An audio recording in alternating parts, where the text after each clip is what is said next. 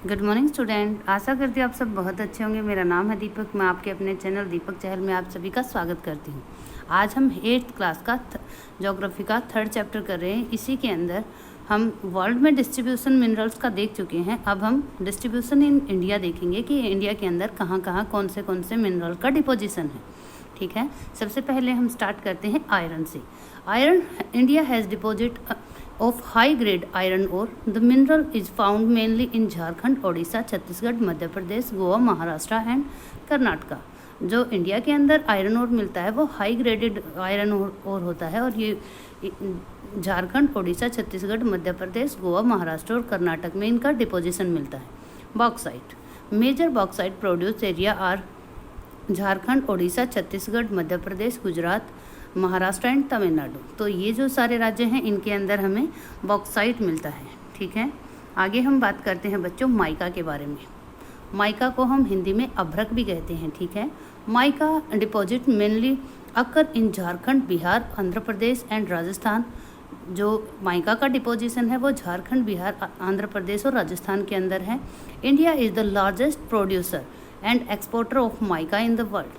India का first position है अगर हम प्रोड्यूसर और एक्सपोर्टर की बात करते हैं वर्ल्ड के अंदर। Copper, it is mainly produce in Rajasthan, Madhya Pradesh, Jharkhand, Karnataka and Andhra Pradesh. Magnesium, India's manganese deposit lays in Maharashtra, Madhya Pradesh, Chhattisgarh, Odisha, Karnataka and Andhra Pradesh.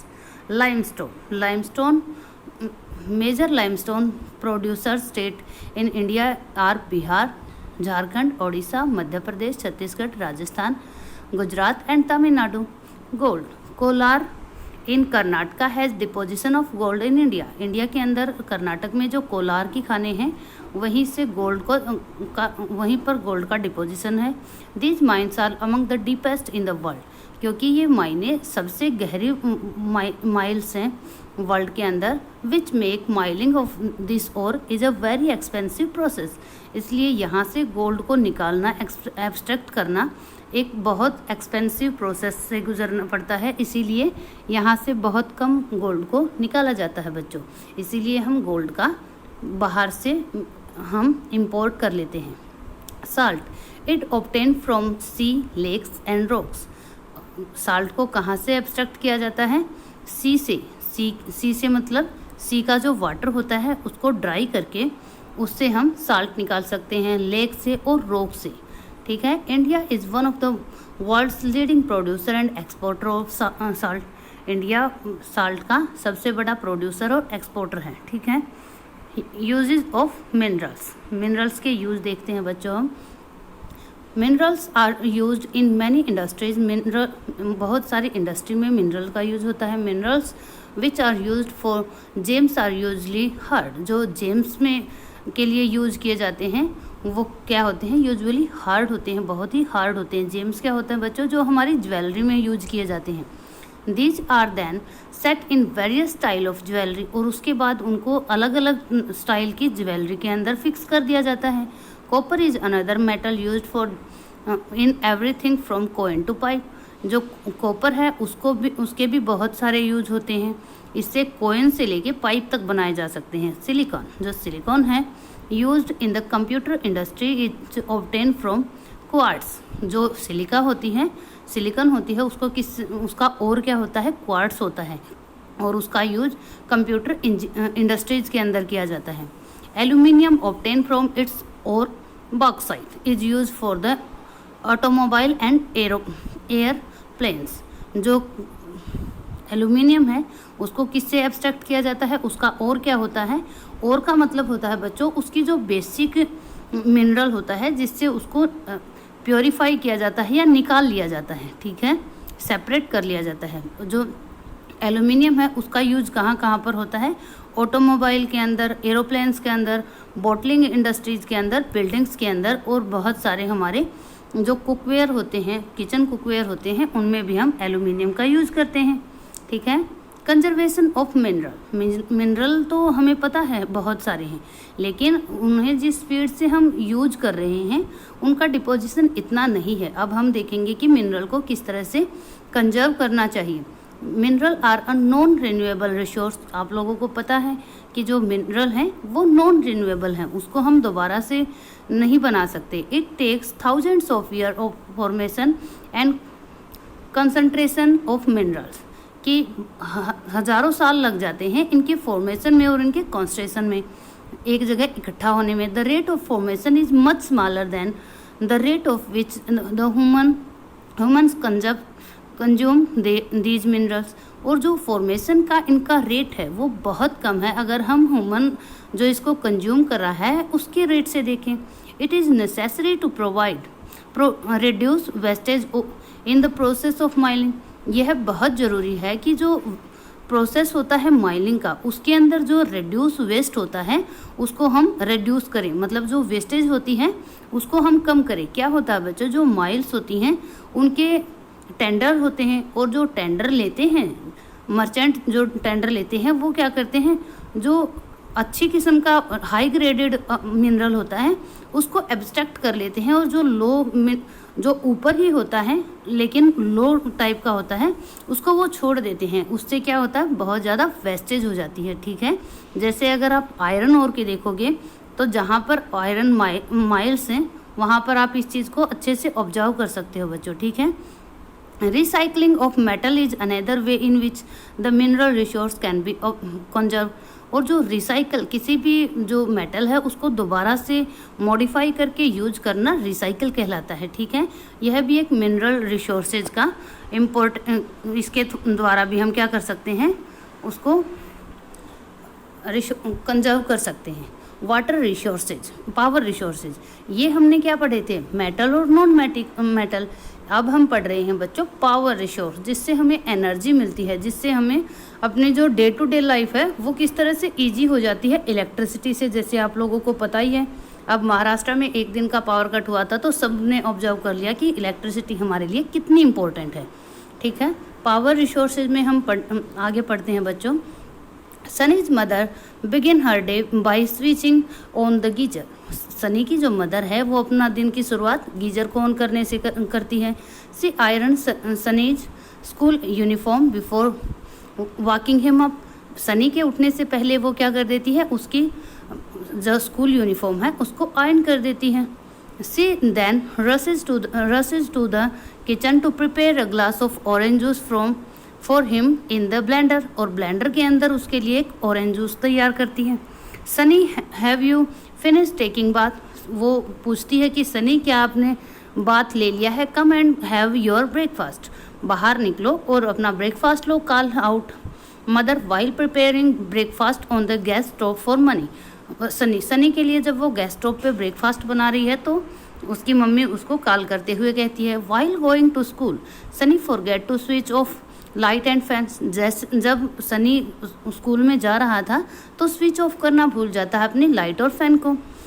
When mother switch them of she thinks that life in the cities may be more comfortable. Sunny की माँ जब उनको switch off करती है तो सोचती है कि शहरों में जो लाइफ है वो हो सकता है कि बहुत कंफर्टेबल हो, but dependency in on more and more gadgets all in which consume energy has led to a wild gap between the demand and supply। लेकिन जो इलेक्ट्रिसिटी हम यूज कर रहे हैं इन गैजेट्स को रन करने के लिए, वो उसमें बहुत बड़ा वाइल्ड गैप है डिमांड और सप्लाई के बीच में। With the advance of the science के एडवांस होने के साथ साथ, साइंस और टेक्नोलॉजी के एडवांस होने के साथ the life style are changing very fast. हमारा लाइफ स्टाइल भी जल्दी जल्दी बदल रहा है। Power and energy plays a vital role in our life. Power और जो एनर्जी है वो हमारी डे टू डे लाइफ में वाइटल रोल प्ले करती है। We also need power for industry, agriculture, transport, communication and defence. हमें पावर की ज़रूरत इंडस्ट्रीज के लिए भी होती है, एग्रीकल्चर के लिए भी होती है, ट्रांसपोर्ट के लिए, कम्युनिकेशन के लिए और डिफेंस के लिए। ठीक है, पावर रिसोर्सेज में be broadly categorise as conventional and non conventional. जो पावर रिसोर्सेज हैं उन्हें हम ब्रॉडली दो तरीके से बांट सकते हैं। एक कन्वेंशनल, जो हम काफ़ी टाइम से यूज करते आ रहे हैं, जिनको हम हिंदी में परंपरागत बोलते हैं, और नॉन कन्वेंशनल मतलब जो परंपरागत नहीं है, गैर परंपरागत बोलते हैं। ठीक है। अब हम यहाँ पर कन्वेंशनल रिसोर्सेज के बारे में देखेंगे बच्चों। जो कन्वेंशनल रिसोर्सेज होते हैं वो 5 टाइप के होते हैं, ठीक है। फायरवुड, कोयल, ऑयल, गैस और हाइड्रो पावर, ठीक है। इसमें हम इनके बेनिफिट, इनके एडवांटेज और डिसएडवांटेज दिखाई गई हैं। ये आपको सभी को अपनी बुक के, अपनी कॉपी के अंदर इसका डायग्राम बनाना है और अच्छे से समझना है, ठीक है।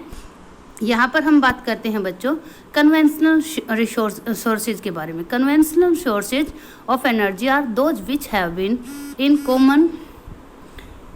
Common use for a long time. Conventional sources वो होते हैं जो एक लंबे टाइम से यूज में आ रहे हैं। Firewood and fossil fuel are two main conventional energy source.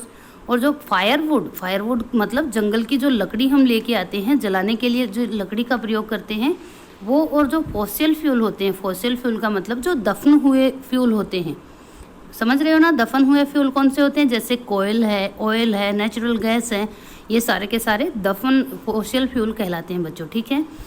अब हम यहाँ पर डिटेल में पढ़ेंगे। Firewood, it is widely use for cooking and heating. जो फायरवुड है वो वाइडली यूज की जाती है कुकिंग के लिए और हीटिंग के लिए। In our country more than 50% of energy used by villagers come from the firewood. जो हमारे देश के विलेजर जिसको यूज करते हैं एनर्जी के रूप में, उसमें से 50% फायरवुड से ही आता है, ठीक है। अब हम देखते हैं फॉसिल फ्यूल होते क्या हैं। Remains of plants and animal which are buried under the earth for millions of years got converted in by the heat and pressure into the fossil fuel। जो प्लांट्स और एनिमल्स के remain थे जो हमारी अर्थ के नीचे ब्यूरिड हो गए थे मिलियंस ऑफ ईयर पहले, वो हीट और प्रेशर की वजह से कन्वर्ट हो गए फॉसिल फ्यूल के अंदर। जैसे आप सभी को पता है बच्चों किस तरह से कोयल जो है उसका निर्माण होता है। Fossil fuels such as coal, petroleum and natural gas are the main source of conventional energy। जो फॉसिल फ्यूल होते हैं जैसे कि कोयला, पेट्रोलियम और नेचुरल गैस, ये मेन सोर्स हैं कन्वेंशनल एनर्जी के। The reserves of these minerals are limited. इनके जो रिजर्व्स हैं, इनका जो भंडारण है हमारी पृथ्वी के अंदर वो बहुत लिमिटेड है, ठीक है। The rate at which the growing world's population is consuming them is far greater than the rate of their formation. और जो दुनिया की बढ़ती हुई आबादी इसको कंज्यूम कर रही है वो बहुत ऊंचा रेट है अगर इनके फॉर्मेशन से हम कंपेयर करें तो। So there are likely to be exhausted soon. इसलिए समझा जाता है कि ये जल्दी ही एक्सहॉस्ट हो जाएंगे, ख़त्म हो जाएंगे, ठीक है। कोयल, अब इनके बारे में हम अलग अलग पढ़ते हैं बच्चों। सबसे पहले कोयल आप सभी को पता है एक बहुत बड़ी मात्रा में हमारी पृथ्वी के ऊपर मिलता है और ये एक पावर रिसोर्स का मेन वो है, सब में मेन है ये, ठीक है। Coal, this is the most abundantly found fossil fuel. ये जो है ये बहुत जगह पाए जाने वाला फॉसिल फ्यूल है। It is use as a domestic fuel. इसको डोमेस्टिक फ्यूल के रूप में भी यूज किया जाता है in industries such as iron and steel, steam engine and to generate electricity. और इंडस्ट्रीज में भी इसको यूज किया जाता है, जैसे आयरन और स्टील की इंडस्ट्री है या स्टीम इंजन की इंडस्ट्री है उसके अंदर भी। और इसी से हम इलेक्ट्रिसिटी भी जनरेट करते हैं। इलेक्ट्रिसिटी फ्रॉम कोयल इज कॉल्ड थर्मल पावर। जो इलेक्ट्रिसिटी कोयल से प्रोड्यूस की जाती है उसको हम थर्मल पावर कहते हैं। द कोयल which are used today is formed million of years ago when giant forms and swamps got buried under the layer of earth. आज से मिलियंस ऑफ ईयर पहले जब बड़े बड़े जंगल धरती के नीचे ब्योरी हो गए थे उस टाइम कोयल का फॉर्मेशन स्टार्ट हुआ था। Coal is therefore refer as the buried sunshine. इसलिए कोयल को ब्यूरिड सनसाइन भी कहा जाता है। The leading coal producer of world are China, USA, Germany, Russia, South Africa and France. जो लीडिंग कंट्री हैं वो China, USA, Germany, Russia, South Africa और फ्रांस है। The coal produce area of India are Raniganj, Jharia, Dhanbad, Bokaro in Jharkhand. Jharkhand के अंदर ये जगह हैं जहाँ पर हमको कोयल माइल मिल जाएंगी, ठीक है। Petroleum, the petrol that keeps our car run, as well as the oil that keeps our cycle from squeaking. Both begin with a thick black liquid called petroleum. जो हमारी कार को रन करने में help करता है petroleum, और जो oil होता है जो हमारे साइकिल में यूज़ किया जाता है, उनकी स्टार्ट कहाँ से होती है? एक थिक ब्लैक लिक्विड से होती है जिसका नाम पेट्रोलियम होता है. It is found between the layer of rocks. ये कहाँ मिलता है? रॉक्स की लेयर के बीच में. And is drilled from oil field, और इसको ड्रिल्ड किया जाता है ऑयल फील्ड से. Located in of store and coastal area. ये या तो ऑफ शोर होते हैं, मतलब शोर से दूर होते हैं, सी शोर से दूर होते हैं, या फिर कोस्टल एरिया से ड्रिल किया जाता है. It is then sent to refineries which produce the crude oil and produce a variety of products like diesel, petroleum, kerosene, wax, plastic and lubricant.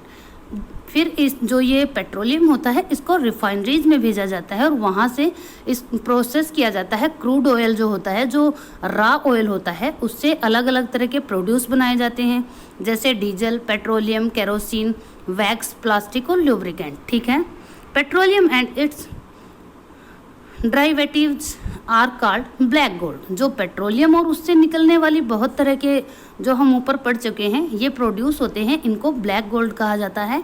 As they are very valuable, क्योंकि ये बहुत valuable होते हैं. The chief petroleum produce country are Iran, Iraq, Saudi Arabia and Qatar. जो mainly जहाँ पर produce किया जाता है ऑयल पेट्रोलियम, वो कौन से देश है? ईरान, इराक, सऊदी अरेबिया और Qatar. The other major producer are USA, Russia, Venezuela and Algeria. इसके अलावा कौन से कंट्रीज है जहाँ पर प्रोड्यूस किया जाता है? USA, रसिया, वेनेजुएला और Algeria. The leading producer in India are Digboi in Assam and Bombay high in Mumbai. हम इंडिया के अंदर अगर हम बात करें तो लीडिंग प्रोड्यूसर्स कौन है? डिगबोई असम के अंदर और बॉम्बे हाई मुंबई के अंदर. And the delta of Krishna and Godavari river. और जो डेल्टा है कृष्णा और गोदावरी रिवर का, वहाँ पर. ठीक है. तो मे भी बच्चों आपको मेरी वीडियो बहुत अच्छी लग रही है. अगर अच्छी लग रही है तो लाइक करना मत भूलिए, चैनल को सब्सक्राइब भी जरूर करना है. ठीक है. Natural gas is found with petroleum deposit and it is release when the crude oil is brought to the surface. जो नेचुरल गैस है वो पेट्रोलियम के साथ ही उसका डिपोजिशन होता है, और जैसे ही क्रूड ऑयल को हम बाहर निकालते हैं उसके साथ ही ये गैस भी रिलीज होती है. एक्चुअली क्या होता है बच्चों, जहाँ पर ऑयल होता है उसके ऊपर एक लेयर होती है जिसके अंदर हमें गैस मिलती है. ठीक है. It can be use as domestic and industrial fuel. इसको हम डोमेस्टिक और इंडस्ट्रियल फ्यूल की तरह यूज करते हैं. Russia, Norway, UK and Netherland are the major producer of natural gas. Natural gas के major producer Russia, Norway, UK और Netherland है. इन इंडिया के अंदर Jaisalmer, Krishna Godavari delta, Tripura and some area offshore in Mumbai have natural gas resources. India के अंदर Jaisalmer, Krishna Godavari delta, Tripura और कुछ ऐसे एरिया जो मुंबई के अंदर ऑफ शोर में है, वहाँ पर हमें नेचुरल गैस का डिपोजिशन मिलता है. Very few country in the world have sufficient natural gas reservoir of their for. बहुत ही कम ऐसे देश हैं जहाँ पर हमको नेचुरल गैस का डिपोजिशन उनके कंजप्शन के लिए सफिशिएंट है. ठीक है. The sharp increase in our consumption of fossil fuel has led of their depletion at an alarming rate. जिस तरह से शार्प इंक्रीज हो रहा है हमारी कंजप्शन के अंदर, जो फॉसिल फ्यूल का शार्प हम वो कर रहे हैं, इंक्रीज कर रहे हैं कंजप्शन का, वो दिखाता है कि ये एक अलार्मिंग रेट पर चला गया है इसके डिपोजिशन के लिए. The toxic pollutants released from the burning these fuels are also cause of concern. जो इस फॉसिल फ्यूल के जलाने से टॉक्सिक प्रोड्यूस होता है वो भी एक बहुत बड़ा कंसर्न का विषय है, क्योंकि उसके कारण क्या होती है, एसिड रेन होता है बच्चों. Unchecked burning of fossil fuel is like an unchecked tripping tap which will eventually run dry. ये अनचेक्ड जो बर्निंग है फॉसिल फ्यूल की वो इसी तरह से है जैसे एक अनचेक्ड जो टैप है वो ड्रिप कर रहा है, वो भी किस टाइम में, जब रन ड्राई है, मतलब जब ड्राई चल रहा है उस टाइम किसी टैप का टपकना बहुत इंजरियस हो सकता है। क्यों? क्योंकि वैसे ही पानी कम है और इस तरह से अगर वेस्टेज हो रहा है तो वो आगे के लिए हमें और भी ज़्यादा वो होगा। ठीक है, this has led to the tapping of various non conservation sources of energy that are cleaning alternative to fossil fuel. और हमें क्या करना चाहिए, अनेक तरह के जो नॉन कन्वेंशनल रिसोर्सेज हैं एनर्जी के, उनको यूज करना चाहिए। क्यों? क्योंकि वो क्लीनर अल्टरनेटिव्स हैं फॉसिल फ्यूल्स की। ठीक है, अब हम जो लास्ट हमारा है वो पढ़ते हैं हाइड्रो पावर। वैसे हाइड्रो पावर होता है, हाइडल पावर भी इसी को बोला जाता है। ठीक है, रेन वाटर और river water store in the dam is made to fall from height. जो रेन वाटर होता है या फिर रिवर वाटर होता है उसको स्टोर कर लिया जाता है एक डैम के अंदर और काफ़ी ऊंचाई से उसको डाला जाता है। The falling water flows through pipes inside the dam. जो फॉलिंग वाटर, जो गिरता हुआ पानी है, वो किसके थ्रू जाता है? पाइप्स के थ्रू जाता है डैम के अंदर। आवर टर्बाइन ब्लेड जो होते हैं उनके ऊपर placed at the bottom of dam, जो डैम के बॉटम में लगे होते हैं। The moving blades then turn the generator to produce electricity. जब वो मूव करते हैं ब्लेड तो वो जनरेट करते हैं इलेक्ट्रिसिटी को। ठीक है, it is called hydro electricity. इसी को क्या बोला जाता है? हाइड्रो इलेक्ट्रिसिटी बोला जाता है। The water discharge after the generation of electricity is used for irrigation. जो वाटर डिस्चार्ज होता है, मतलब जो निकल गया है पानी, उसको हम इरिगेशन में भी यूज कर सकते हैं। 1/4 of world's electricity is produce by the hydel power. जो हाइडल पावर होती है उसके द्वारा वर्ल्ड की 1/4 इलेक्ट्रिसिटी को जनरेट किया जाता है। The leading producers of hydel power in the world is Paraguay. जो इम्पोर्टेंट कंट्रीज हैं जहाँ पर हाइडल पावर का यूज किया जाता है वो कौन सी हैं बच्चों? Paraguay, Norway, Brazil and China. Some important hydel power station in India is are Bhakra Nangal, Gandhi Sagar, Nagarjuna Sagar and Damodar valley project. आप लोगों को पता करना है ये जो चारों के चारों पावर स्टेशन हैं ये कौन से स्टेट के अंदर हैं। ओके, आपको कमेंट बॉक्स में इन चीज़ों को लिखना है। आपको अगर मेरी वीडियो पसंद आई तो सब्सक्राइब करना मत भूलिए। ओके बच्चों, bye bye and have a nice day.